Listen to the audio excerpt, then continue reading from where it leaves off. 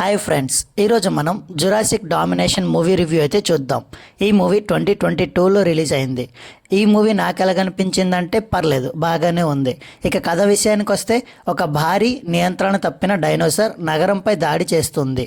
దీనిని అడ్డుకోవడానికి సైన్యం రంగంలోకి దిగుతుంది. మనుషులు వర్సెస్ డైనోసార్ పోరాటమే సినిమా ప్రధానాంశం. ఇక ఈ మూవీ ప్లస్ పాయింట్స్ వచ్చేస్తే, డైనోసార్ విజువల్ ఎఫెక్ట్స్ ఆకట్టుకుంటాయి.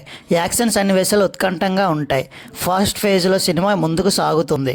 మైనస్ పాయింట్స్ గురించి వస్తే, కథ చాలా కొత్తగా అనిపించదు. పాత్రల అభివృద్ధి తక్కువ. కొన్ని CGI సన్నివేశాలు సహజంగా అనిపించకపోవచ్చు. డైనోసార్ సినిమాలు, యాక్షన్ థ్రిల్లర్లు ఇష్టపడే వారికి ఒకసారి చూడదగిన చిత్రం.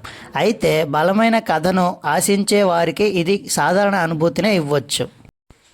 సో మీరు కానీ హాలీవుడ్ లవర్ అయితే రెగ్యులర్గా చూసే జురాసిక్ వరల్డ్ మూవీతో కంపేర్ చేస్తే ఈ మూవీ మీకు కొంచెం నిరాశపరచవచ్చు. ఈ మూవీకి మా రేటింగ్ వచ్చేసి 3/5. So that's the review guys. ఇంకొక రివ్యూతో మళ్ళీ మీ ముందుకు వస్తా. అంతవరకు బాయ్ బాయ్.